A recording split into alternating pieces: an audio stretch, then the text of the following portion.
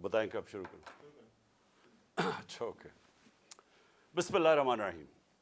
ایاک نعبد و ایاک نستعین. اللہ تیری عبادت کرتا ہوں، تیرے سے مدد مانگتا ہوں.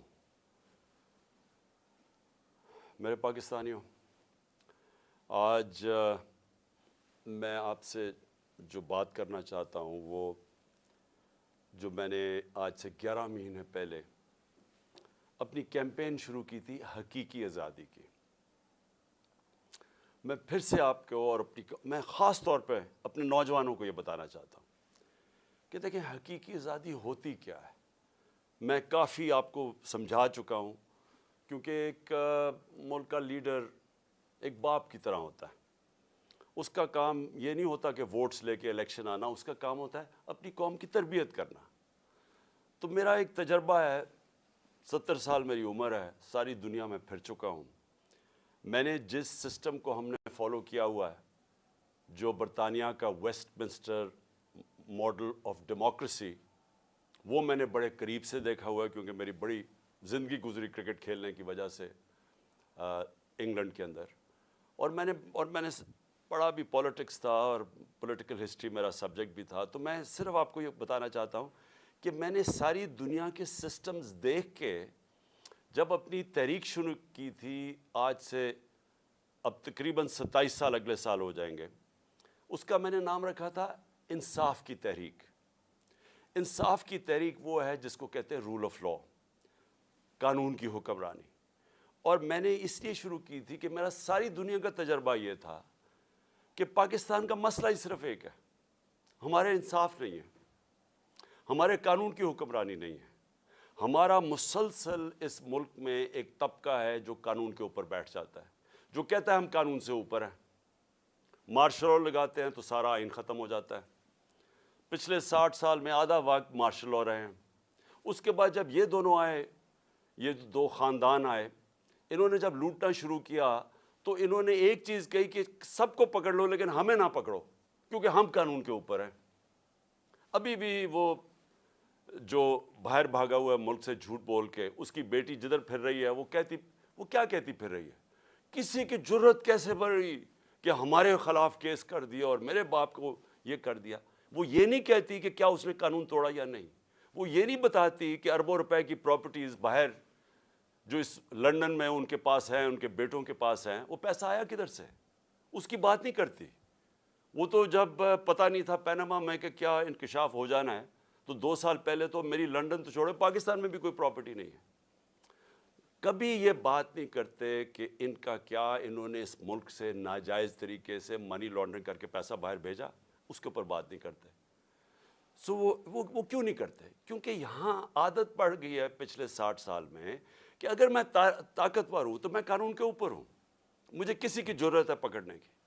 تو اسی لیے میں نے اپنی پارٹی بنائی تھی. آج سے جس طرح میں نے کہا اب تقریباً 25 اپریل کو 27 سال ہو جائیں گے. تو جو پاکستان میں ہو رہا ہے، میں صرف آپ کو سمجھانا چاہتا ہوں کہ جس ملک کے اندر قانون کی حکمرانی ہوتی ہے وہاں ایسی چیزیں نہیں ہو سکتی، کیونکہ قانون سب سے اوپر ہوتا ہے. کوئی قانون نہیں توڑ سکتا. طاقتور کو یہ اجازت نہیں دیتا اس ملک کا قانون کہ آپ فیصلہ کریں کہ جی آپ ایک دم آئین توڑ دیں. کسی بھی اس ملک جدھر آج خوشحالی ہے، جدھر ہمارے لوگ مر کے ویزے لے کے یا کوشش کر کے پیسہ خرچ کر کے باہر جاتے ہیں، وہ کیوں جاتے ہیں؟ کیونکہ وہ خوشحال ملک ہے. وہ خوشحال اس لیے ہیں کہ وہاں انصاف ہے، وہ قانون کی حکمرانی ہے. میں نے اپنے لوگوں کو جب سے میں وزیر اعظم بنا، میں نے یہی سمجھانے کی کوشش کی کہ مدینہ کی ریاست میں میرے نبی صلی اللہ علیہ وسلم نے قانون کی حکمرانی، عدل اور انصاف قائم کر کے ان کو دنیا کی امامت کروائی. جو بنیاد رکھی تھی ریاست کی وہ عدل و انصاف پہ رکھی تھی. غربت تھی، پیسا نہیں تھا، برے حالات تھے، مہاجر آئے ہوئے تھے جن کے پاس سب کچھ چھوڑ کے آ گئے تھے. ادھر اس معاشرے کے اندر انہوں نے سب سے پہلے قانون انصاف قائم کیا، اور بعد میں خوشحالی آئی، اور بعد میں وہ ایک عظیم قوم بنے. تو جو قانون کی حکمرانی ہے یا جو انصاف ہے وہ کرتا کیا ہے؟ وہ انسان کو آزاد کر دیتا ہے، اور آزاد انسان کی پرواز اوپر ہوتی ہے۔ تو یہ یاد رکھیں کہ جو حقیقی آزادی ہے، ایک تو انگریزوں سے ہم نے آزادی لی، ابھی 23 مارچ گزرا ہے کل، 23 مارچ میں کیا ہوا کہ بہت بڑا ایک خواب، ایک ریزولوشن پاس ہوئی یہی مینار پاکستان میں، جس کو پہلے منٹو پارک کہتے تھے، کہ ہم نے ایک مسلمانوں کے لیے ایک ایسی ریاست بنانی ہے جو ان اصولوں کے اوپر کھڑی ہوگی جس کے اوپر پہلی مسلمانوں کی ریاست مدینہ میں قائم کی گئی تھی۔ اور اس سب سے پہلے جو قائد اعظم ہمارے لیڈر تھے، وہ سب سے بڑے کانسٹیٹیوشنسٹ تھے، وکیل تھے، قانون کی بات کرتے تھے۔ تو آج میں صرف آپ کو بتانا چاہتا ہوں کہ جو پاکستان میں ہو رہا ہے، ہمارے سارے مسئلے اس لیے ہیں کہ طاقتور اس ملک کے قانون کو نہیں مانتا، وہ اپنے آپ کو قانون سے اوپر سمجھتا ہے، اور اس کی وجہ سے ہم آزاد نہیں ہیں، ہم غلام قوم ہیں۔ آزاد قوموں کے اندر کبھی بھی کوئی آئین توڑ نہیں سکتا۔ پاکستان کا آئین، پاکستان کے 5 سپریم کورٹ کے ججز واضح طور پہ کہتے ہیں کہ 90 دن میں الیکشن ہونا ہے، کیونکہ یہ آئین کہتا ہے۔ سپریم کورٹ کا کام ہوتا ہے آئین کو امپلیمنٹ کرنا۔ وہ اناؤنس کرتے ہیں، الیکشن اناؤنس ہو جاتا ہے 30 اپریل کا، کل بیٹھ کے فیصلہ ہوتا ہے۔ الیکشن کمیشن کہتی ہے کہ نہیں جی، ہم نے تو، ہمارے پاس پتہ نہیں پیسے نہیں ہیں یا پتہ نہیں سیکیورٹی نہیں ہے، اور ہم 8 اکتوبر پہ چلے گئے۔ تو یہ آزاد قوموں میں یہ ایسا نہیں ہو سکتا۔ میں جو آپ کے پاس آج یہ بات کرنے آیا ہوں، میں آپ کو سمجھانے آیا ہوں، یہ ہوتا ہے جب قوم غلام ہوتی ہے، کیونکہ جس ملک پہ آئین نہیں ہوتا اور قانون نہیں ہوتا، وہ ملک غلام بن جاتا ہے۔ اپنے ہوتے ہوئے ہیں پاکستانی اوپر، لیکن ہم غلام ہیں، ہم آزاد نہیں ہیں، اور یہی رکاوٹ بنی ہوئی ہے ہماری پرواز میں۔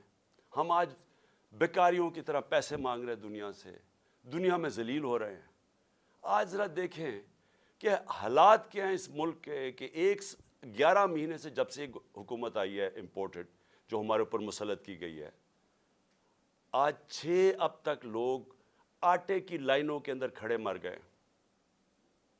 آج یہ حال ہے کہ پاکستان کی تاریخ میں وہ مہنگائی آئی ہے، اور یہ سارے ان کی پہلے سٹیٹمنٹس دیکھیں، ایک ہی چیز یہ کہتے تھے کہ جی عمران خان نے بڑی مہنگائی کر دی۔ آج پاکستان کی تاریخ کی سب سے زیادہ مہنگائی ہے، جس کو ایس پی آئی کہتے ہیں، جو سینسٹیو پرائس انڈیکس ہے۔ اس کا مطلب کیا ہے کہ جو کھانے پینے کی چیزیں ہیں جو سینسٹیو ہیں، جس پہ ایک گھر میں خواتین جانتی ہے کہ جو کچن کے لیے انہوں نے چیزیں خریدنی ہیں، آٹا، یہ ساری آج 47% پہ پہنچ گیا ہے۔ 47% پہ ایس پی آئی پہنچ گیا، یعنی پاکستان کی تاریخ میں سب سے زیادہ مہنگائی ہے۔ جب ہمارا ملک بھی ٹوٹا، جب یہاں زلزلے آئے، یہاں سب کچھ ہوا، یہاں ہر کچھ ہوا، لیکن اس طرح کی مہنگائی نہیں آئی۔ ہمارے دور میں کرونا آیا، ساری دنیا کے اندر مہنگائی تھی، اس طرح کی مہنگائی پاکستان میں کبھی بھی نہیں آئی۔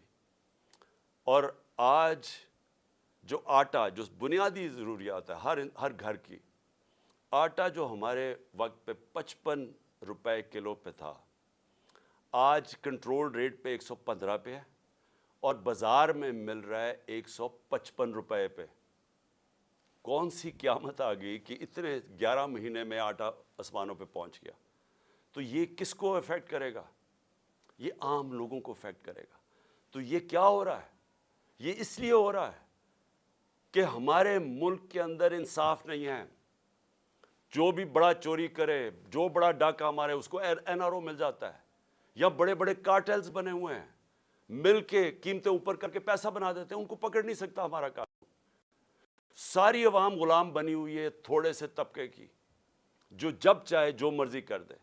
تو میں سب سے پہلے تو یہ جو آئین کے اوپر آتا ہوں، کہ جو انہوں نے آئین کے اوپر واردات کی ہے کہ جی ہم 8 اکتوبر پہ چلا گیا الیکشن، مجھے یہ بتائیں کہ کون آج گارنٹی کرے گا کہ 8 اکتوبر کو الیکشن ہوگا یا نہیں ہوگا؟ جب یہ وجہ دے دی کہ جی آج پتہ نہیں پیسے نہیں ہیں یا جو بھی ہے، سیکیورٹی، کوئی بھی بہانہ تو کوئی بھی مار سکتے ہیں، تو کیا گارنٹی ہے کہ 8 اکتوبر کو یہ نہیں ہوگا؟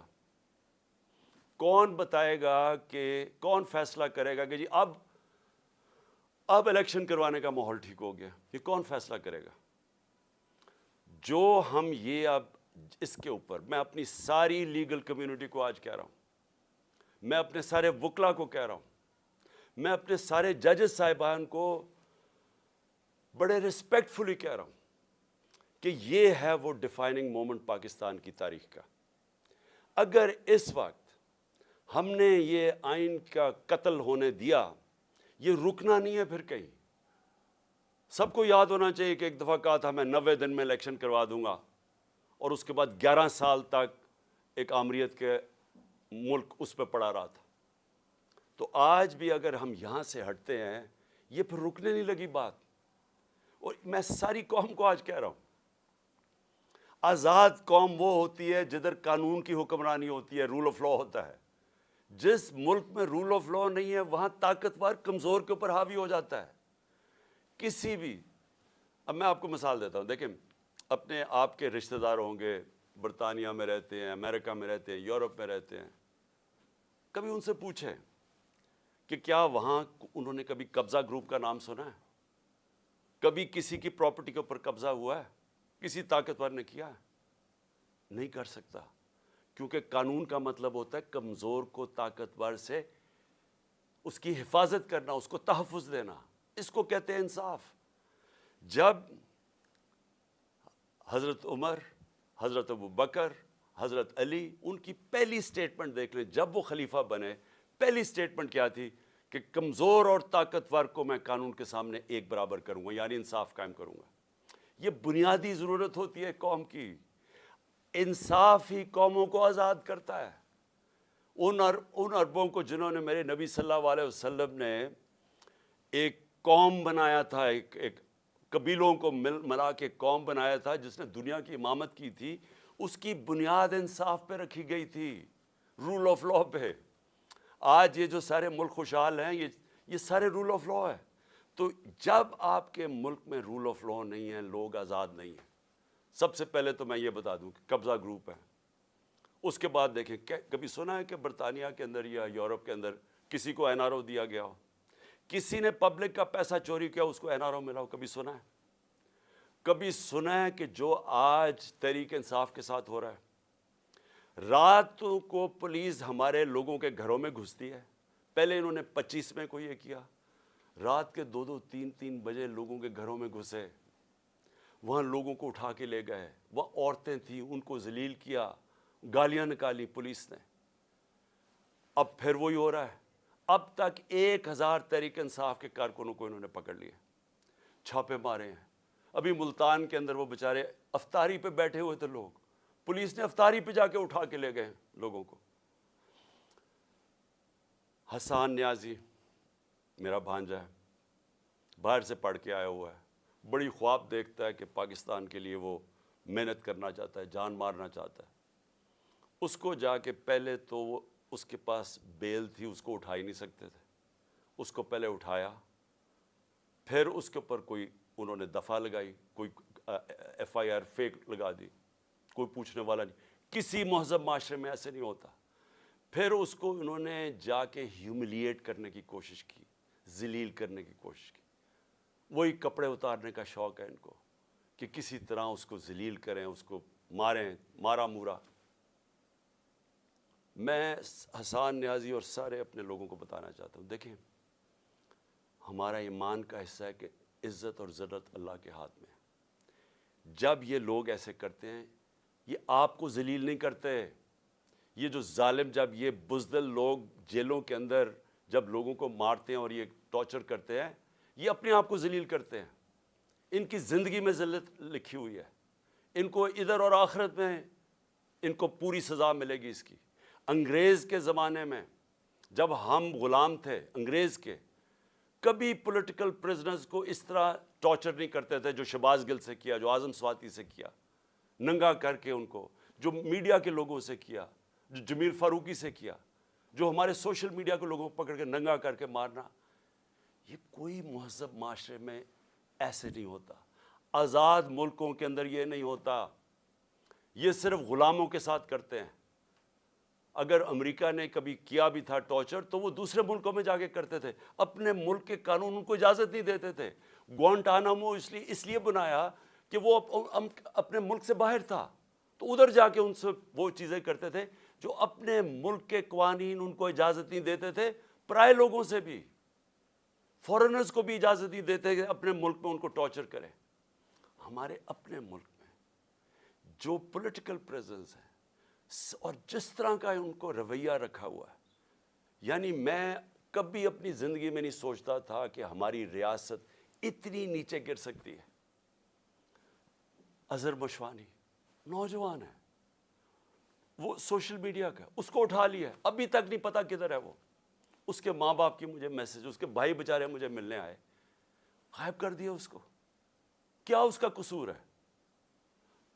خوف پھیلانے کے لیے کہ یہاں ریاست ایسی ہے کہ آپ کو کچھ بھی کر سکتی ہے، تاکہ سب ڈر کے گھر میں ڈر کے رہے سارے۔ شاہد حسین انگلینڈ میں کامیاب بزنس مین، ایک پاکستان کی درد رکھتا ہوا کہ جی میں ملک کے لیے کچھ کرنا چاہتا ہوں، وہ یہاں کام کر رہا تھا، اس کو کل اٹھا کے غائب کر دیا، پتہ ہی نہیں وہ کدھر ہے۔ 1000 کارکن ہمارا اس وقت جیلوں میں ہے، اس میں سے ایک نوجوان ہے فہد، وہ اسپیشل چائلڈ ہے، وہ ضلع شاہ کی طرح، وہ بھی ایک کیا اسے ہم کہیں درویش ہے، وہ یعنی اسپیشل چائلڈ ہے، وہ ملنگ ہے۔ اس کی بہنوں کی میسیجز آ رہی ہیں کہ جی وہ 14 سے اس کو غائب کیا ہوا اٹھا کے، یہاں 14 یہ جو پورا قلعہ زبان پاک کا قلعہ فتح کرنے کے لیے جو 3 طرف سے حملہ ہوا تھا اس کو اٹھا کے لے گئے۔ کسی پاکستانیوں کسی آزاد معاشرے میں ایسے نہیں ہوتا، یہ مقبوضہ کشمیر میں کر رہے ہیں ایسے، جو یہاں ہو رہا ہے مقبوضہ کشمیر کے اندر اسی طرح لوگوں کو اٹھا رہے ہیں وہاں، جو ہم ہر روز مذمت کرتے ہیں اور ہم کشمیریوں کے ساتھ اظہار یکجہتی کرتے ہیں اس لیے کہ ان سے یہ ظلم ہو رہا ہے، فلسطینیوں سے یہ ہوتا ہے، یہ ہمارے سے ہو رہا ہے یہاں، اور ایسا ہو رہا ہے، ایسا خوف پھیلانے کے لیے کہ سب ڈر جائیں۔ عامر مغل ہمارا کارکن ادھر اسلام آباد کا، وہ نہیں تھا گھر میں، اس کے بچے کو 11 سال کے بچے کو اٹھا کے لے گئے۔ کون سے ملک میں یہ ہوتا ہے؟ میں پھر سے پوچھتا ہوں کہ کون سے ملک میں یہ ہوتا ہے؟ میں آج اپنی عدلیہ کو بھی کہنا چاہتا ہوں، میں پھر اپنی لیگل کمیونٹی کو کہنا چاہتا ہوں، آپ کے اوپر اللہ نے بہت بڑی ذمہ داری ڈالی ہے، کیونکہ آپ کا کام ہے ہمارے ہیومن رائٹس کو پروٹیکٹ کرنا۔ اور اس کے بعد میں اپنے گھر کا میں آخر میں آتا ہوں اس لیے کہ عدالت میں نے آج جج صاحب کو عدالت میں بتایا، میں نے کہا آپ نے کہا تھا کہ میرے گھر اگر کوئی سرچ وارنٹ لینے آئے گا تو وہ آپ نے طے کیا کہ ایک ان کا کوئی ایس پی پولیس تھا اور ایک ہمارا آدمی، اور وہ اکٹھے سرچ کریں گے۔ ہم نے کہا بسم اللہ۔ 40 لوگوں نے دروازہ توڑ کے میرے گھر گھسائے، اور تب جب میں یہ بتا چکا ہوں میں وہاں اسلام آباد تھا پیشی کے لیے، میری بیوی اکیلی دیندار خاتون جو دنیا میں جن کا واسطہ نہیں ہے اپنی زندگی گزارتی ہے، وہ اکیلی یہاں سے دروازہ توڑ کے اندر گھسے۔ 40-50 پولیس والے کچھ چھتوں پہ چڑھ گئے، یہاں بےچارے جو لوگ ملے کچھ 4-5، ذرا دیکھیں وہ بےچارے ملازم ان کو مار مار کے، ان کی چیخوں کی آوازیں آ رہی ہیں، کسی کا بازو توڑ دیا پکڑ کے، ایک کو بیہوش کر کے وہ نالی میں پھینک کے چلے گئے۔ یعنی انسان تو چھوڑے، درندے بھی یہ نہیں کرتے۔ اور کس قانون کے تحت کیا؟ جب عدالت نے بتایا ہوا تھا کہ آپ جا ہی نہیں سکتے سرچ وارنٹ کے بغیر، اور سرچ وارنٹ میں بتایا کہ کیا ہوگا، 2 لوگ صرف آئیں گے، یا 40-50 لوگ جو پولیس والوں نے کیا، لوٹ کے لے گئے، جو چیزیں ملی لے گئے، وہاں بیچارے سرونٹ نوکروں کی جو ملازموں کی جو جگہ تھی وہاں چلے گئے، ان کی چیزیں لوٹ کے لے گئے۔ سوشل میڈیا کا لڑکا تھا، وہ اپنے کیمرے وہ لوٹ کے لے کے چلے گئے۔ یہ ہو رہا ہے اس ملک میں۔ یہ آزاد ملک میں نہیں ہو سکتا۔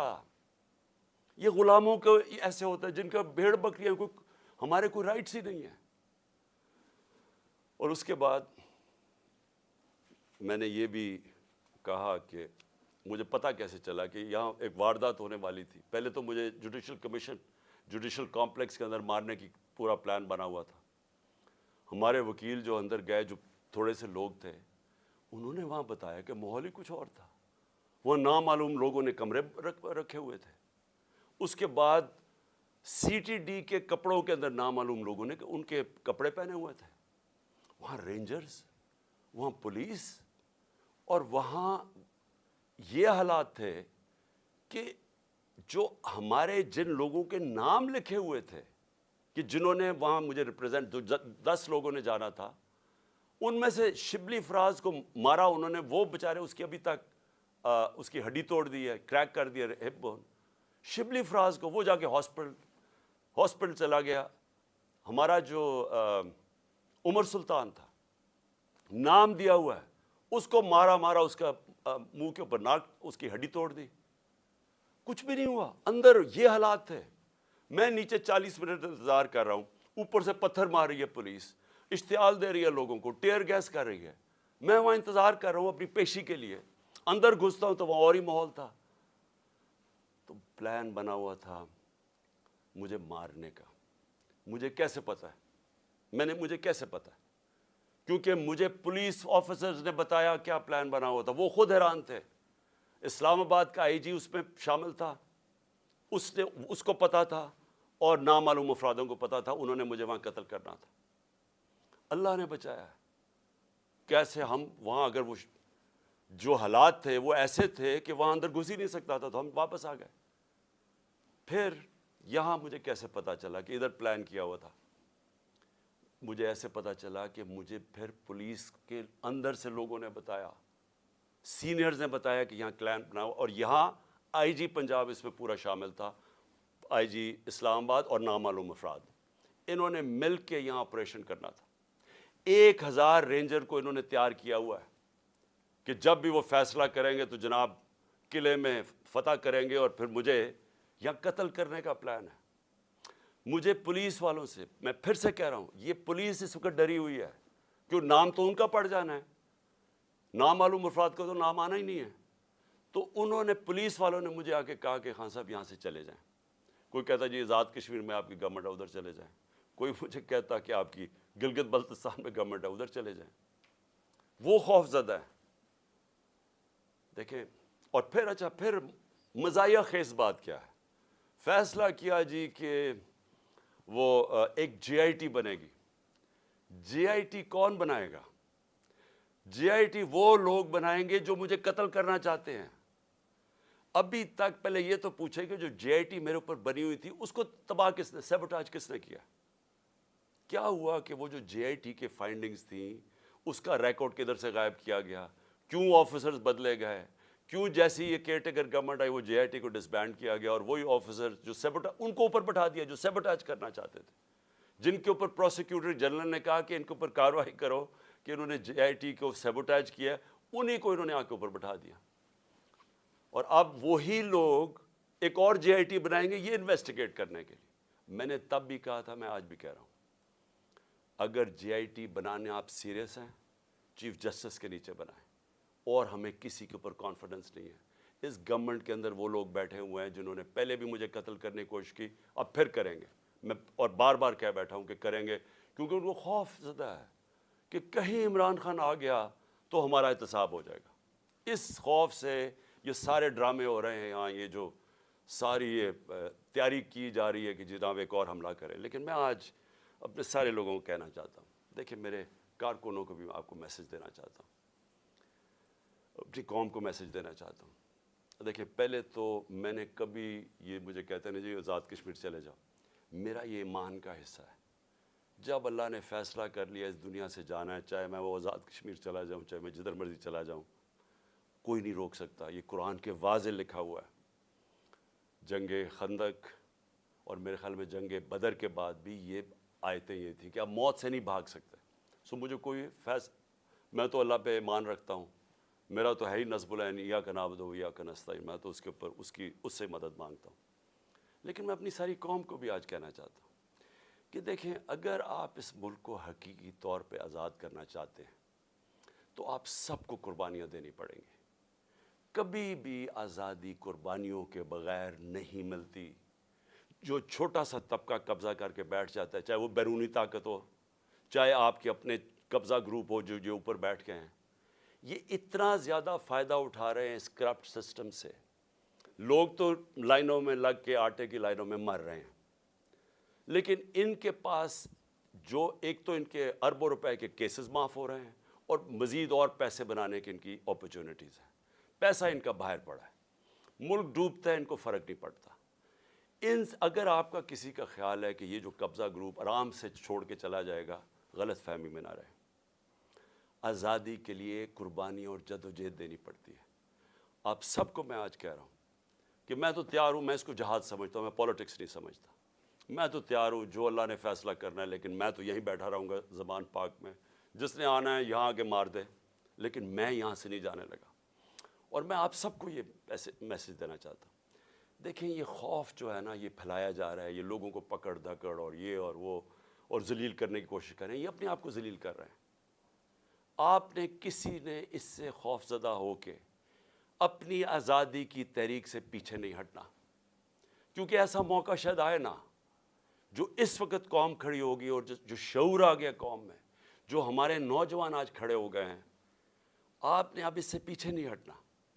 یہ تحریک ادھر پہنچے گی جدھر ہم اپنے آپ کو ایسے ایک وہ پاکستان بنے گا جدھر ہمیں کوئی خوف نہیں ہوگا کہ ہمارے اوپر کوئی ظلم کر سکے، جدھر ہمیں ساروں کو، کمزور سے کمزور کو پتہ ہوگا کہ کسی نہ کچہری میں، نہ تھانے میں، نہ کسی پٹوار خانے میں کوئی اس کے اوپر ظلم نہیں کر سکتا، نہ کوئی نامعلوم افراد آ کے اس کو رات کو اٹھا لیں گے، کیونکہ ہم آزاد ہوں گے، کیونکہ قانون ہمیں پروٹیکشن دے گا۔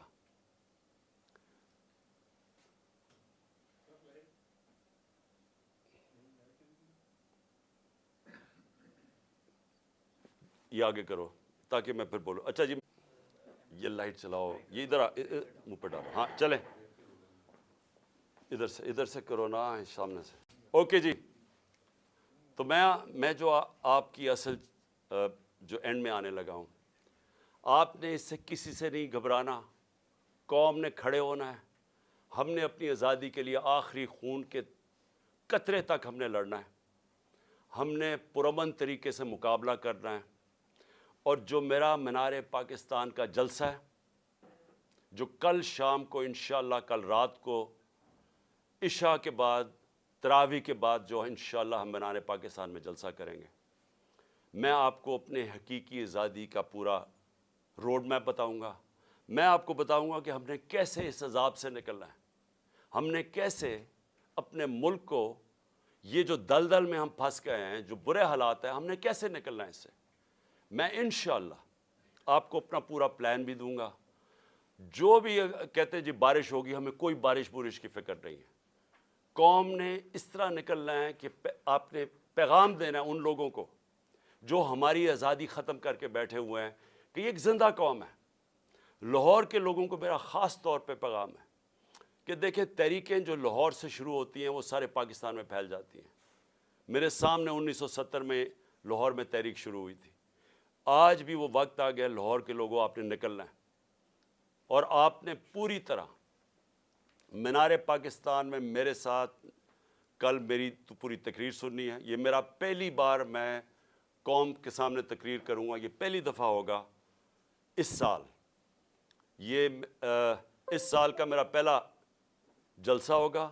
اس میں چاہتا ہوں کہ آپ بھرپور طریقے سے شرکت کریں، اور آپ جو میں آپ کو روڈ میپ دینے لگا ہوں حقیقی آزادی کا، اور ہم نے کیسے اپنی معیشت کو اس دلدل سے نکالنا ہے، آپ نے سب نے آ کے اور اس میں شرکت کرنی ہے۔ سارے لاہور کو میں پھر کہہ رہا ہوں، انہوں نے ہر قسم کی رکاوٹیں ڈال لی ہیں۔ یہ پکڑ دھکڑ بھی لوگوں کی اس لیے کر رہے ہیں کہ لوگ تاکہ ڈریں، تاکہ لوگ آئیں نہ، تاکہ ہمارے کارکنوں کو پکڑیں گے تو لوگ پہنچیں گے نہیں۔ کوئی فرق نہیں پڑتا۔